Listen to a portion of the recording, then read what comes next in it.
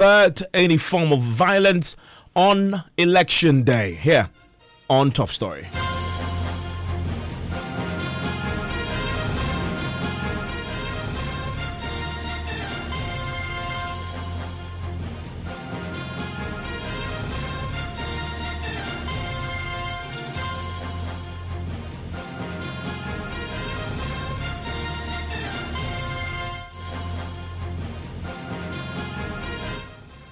This is Top Story with Evans Mensah.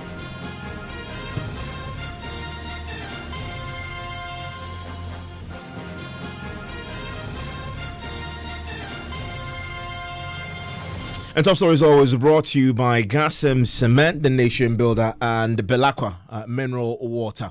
We will not be intimidated in the name of national security. The position of the NDC minority in Parliament on the day the National Security Minister, Kandapa, briefed the House on the preparedness of Ghana's national security to avert violence with 32 days to the national polls. The NDC minority insists they will only recognize election security deployment led by the police. But the National Security Minister has been making a strong case, insisting the country is secure and will be before, during, and after the elections. He reveals certain political elements are deliberately creating a false sense of rising insecurity in the country. Mr. Speaker, there also seems to be a deliberate attempt by certain individuals to create a false notion of rising insecurity in the country. The facts, however, run counter to this false notion. For instance, evidence suggests a reduction in crime levels in the country. But I think, Mr. Speaker, this false notion of insecurity stems from the deliberate politicization of issues of national security in the country. And I think it has become more pronounced as we approach the 2020 presidential and parliamentary elections. An assessment of recent developments in the political space reveals that the false notion of insecurity is fueled by some politicians. These politicians, at one moment, openly threaten violence should they lose the elections, and at another, express concern about rising insecurity in the country. And I think, Mr. Speaker, this is unacceptable and must be condemned in no uncertain terms, irrespective of where it is coming from. Mr. Speaker, despite the politicization of issues of national security, which unfortunately has the potential to undermine the efforts of state security agencies, we believe that state security actors have remained resolute in ensuring a peaceful and secured environment for all Ghanaians. Well, the minority side, even reacting to today's briefing, we have further details of what the both the National Security Minister and the IGP both told the House today about the plan to ensure there isn't violence before, during, and after the elections. But listen to Haruna Idrisu lay out the minority's own expectations of the national security ahead of the polls in 32 days. I take just one word. When the minister uses the words false notion of insecurity. Yes, there is insecurity in the country, but probably the incidence is not as high as what is being discussed in the public space. I trust his judgment. I've always respected his judgment. He has a very sobering personality. But what we need, and to quote your words, transparency. What we will urge, we will not accept intimidation in the name of national security. And we will not accept intimidation in the name of other forces. I think that the majority leader initiated something. My colleague, the Honorable Enusa Husseini, supported him when he engaged the security agencies. Deployment of police officers, let it be the IGP and his men, not any other category of men. Then we can hold the IGP and his men responsible for what outcomes we see and we monitor. But be assured, 7th December, get your men right. We are committed to the peace of the country.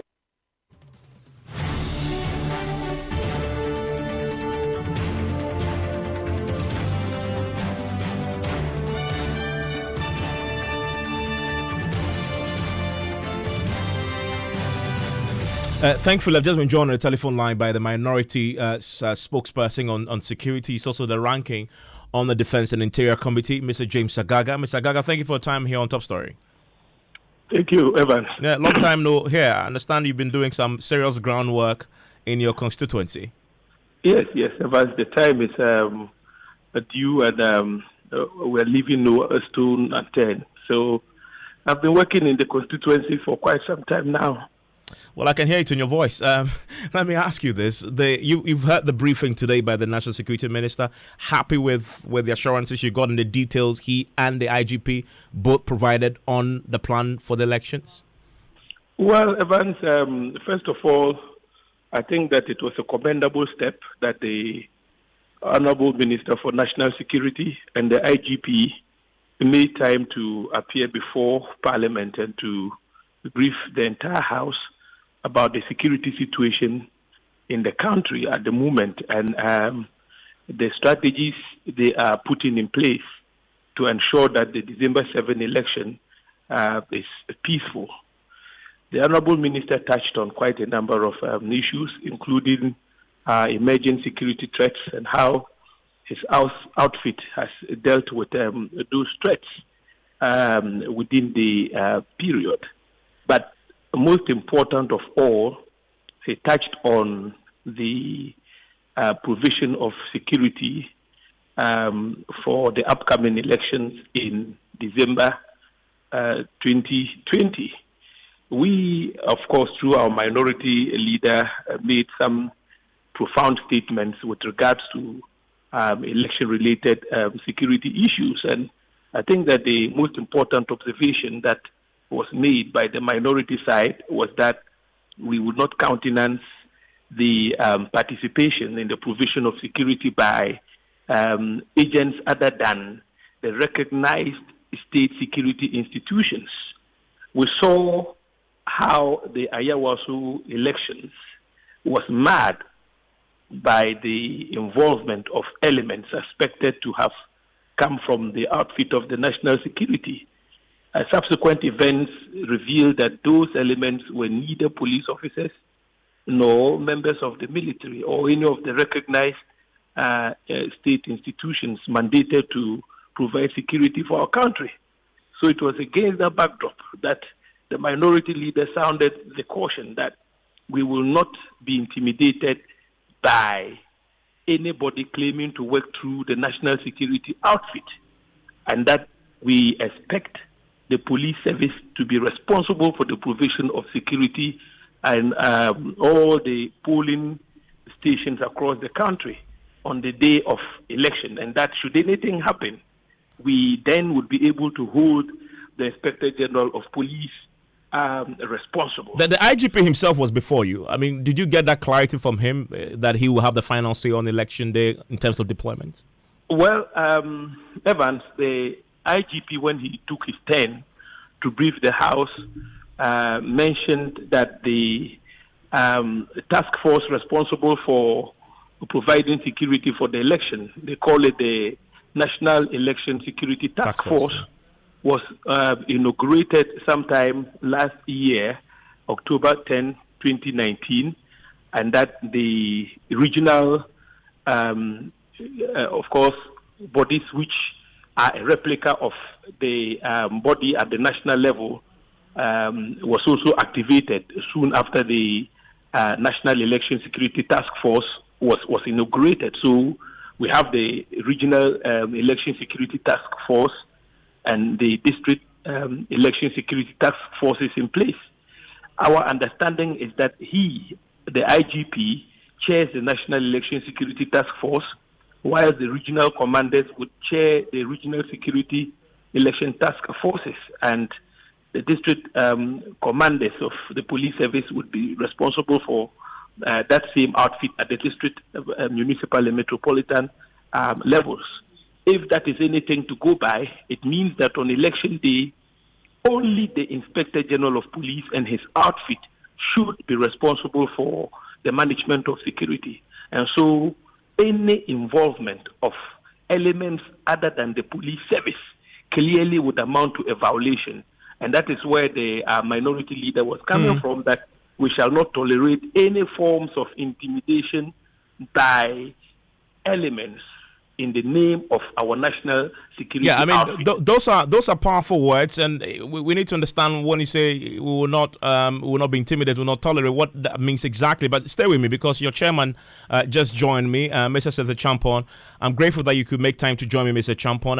A very important day today, as Parliament was breathed by the IGP and the National Security Minister.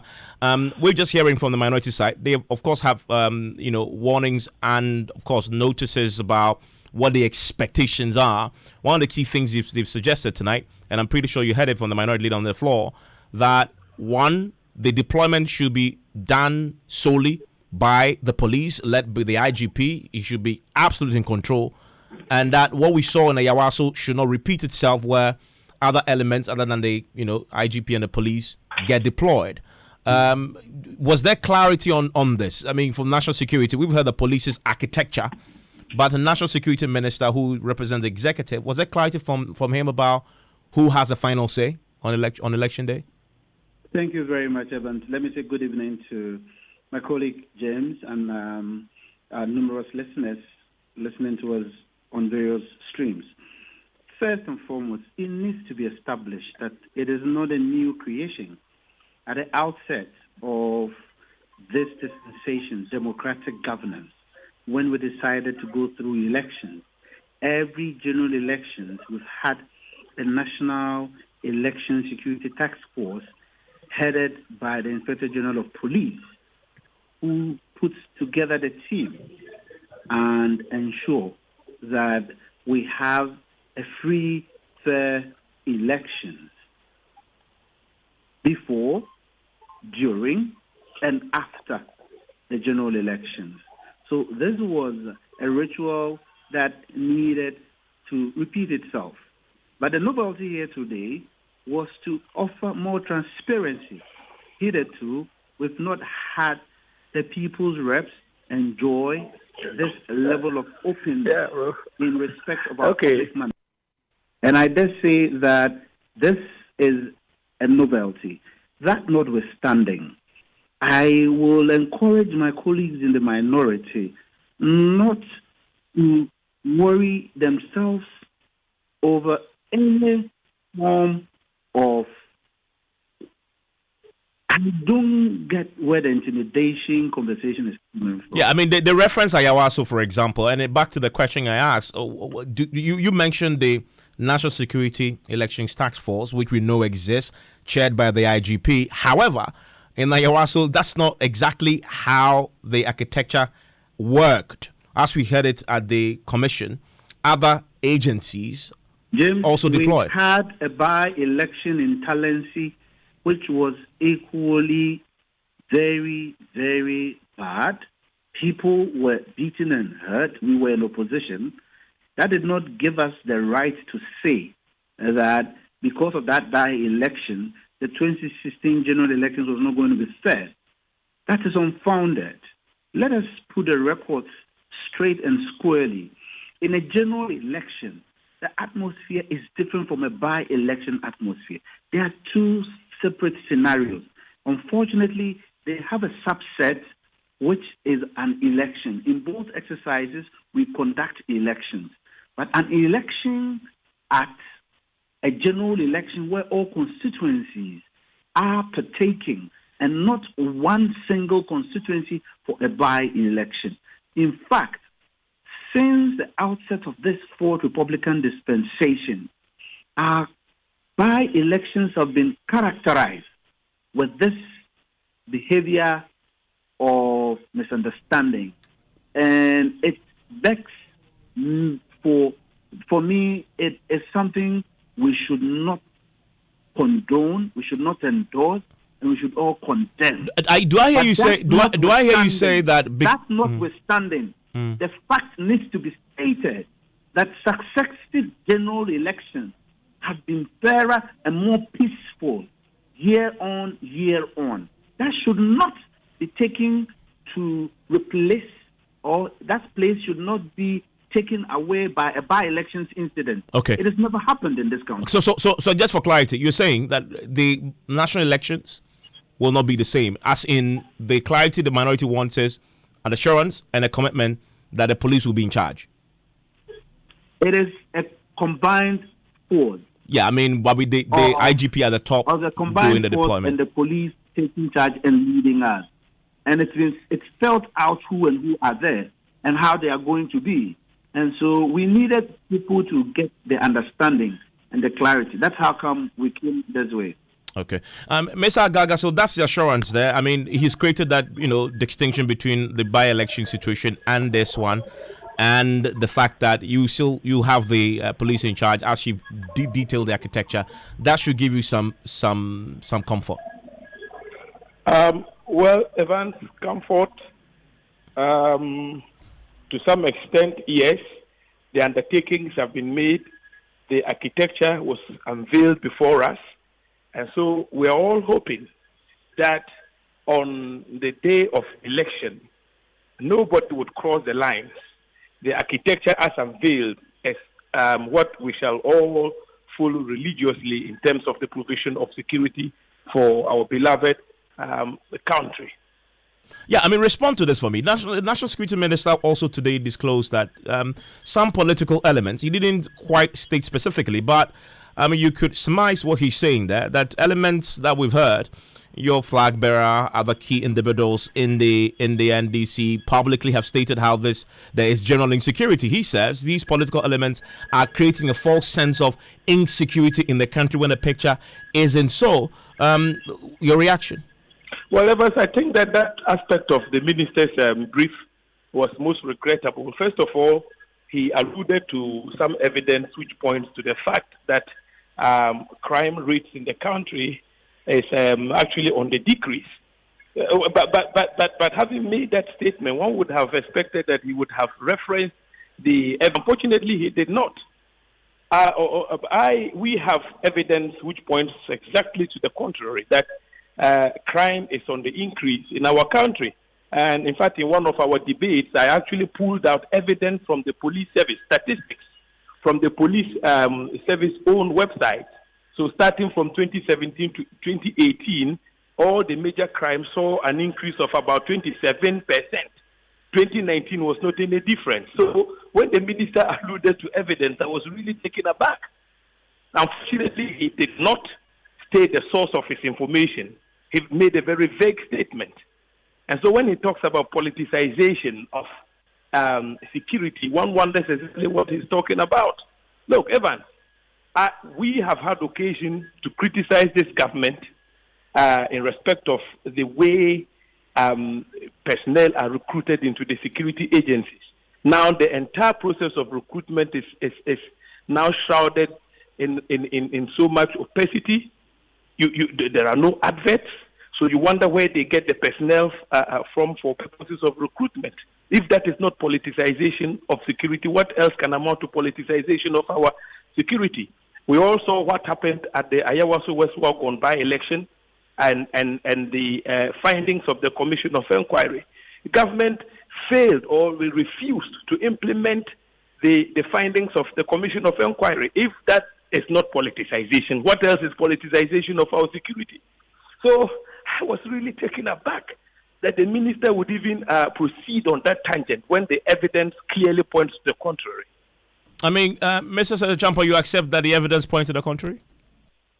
The evidence was fit. My colleagues understand and they know that the minister was on point.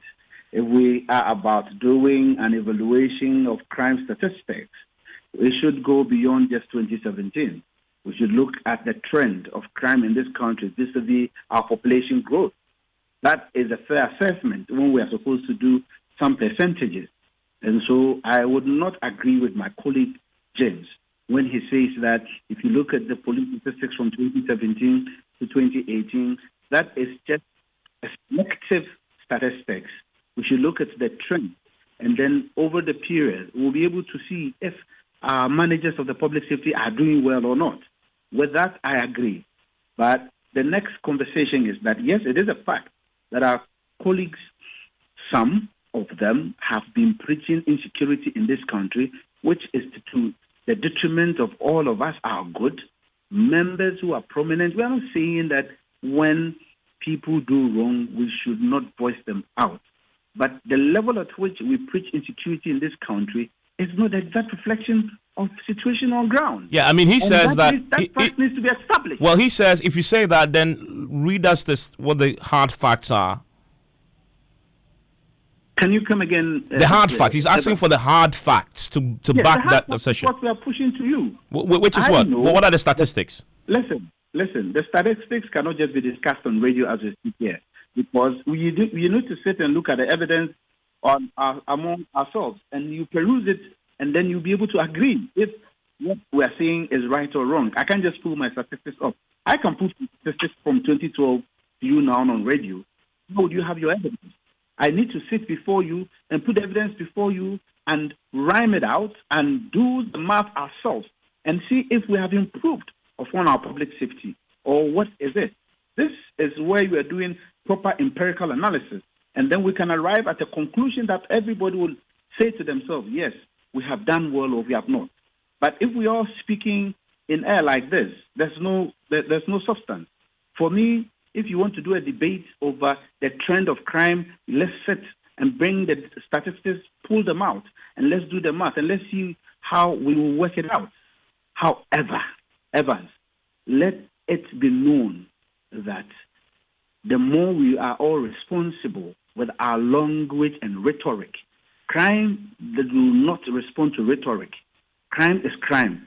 We are not saying there are no excesses in our system today, but that is not the order of the day, and we cannot preach it to be the status quo. It is not so. I'm grateful, Chairman Seth Champon, also ranking on that same committee, Defense and Interior Committee, James Agaga there, all, of course, today sitting in Parliament when the briefings happened. Also today before the House, as I indicated, was the IGP who had briefed the House on the security situation. He gave details on what it is they are doing on Election Day, including the current picture with flashpoints. Initially, they had said we had a little over 4,000 flashpoints. Well, that has been updated now to 6,178. I want to put that in context because in 2012, that election year, it was a little over 1,000 flashpoints that the police identified in that election year. Fast forward to the 2016 elections, it was 5,000 flashpoints. Now in the 2020 elections, it shot up to 6,178. That tells you a picture that we are trending upwards each election year, at least since 2012, when it comes to flashpoints. It appears to be, of course, the hard facts appears is getting worse with the threat of violence and not getting better.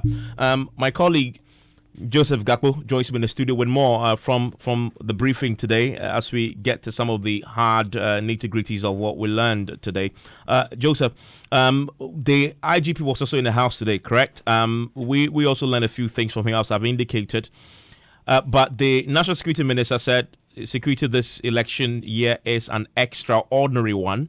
What background did he base that point on? Do we know? He mentioned a number of security situations that the country has faced over the last few years, including the kidnapping of some Canadians in Kumasi, the girls, the situation with the girls who were killed in Takoradi as well. He referenced that. He went on to reference the killing of Ahmed Swale, that very horrifying incident, and then he referenced the situation with the secessionists somewhere in the Volta region who are seeking to get portions of the country seat. So he referenced all this and made the point that these are extraordinary times, especially with the upcoming elections. And he actually went on to also reference growing security threats in the sub-region when it comes to terrorism.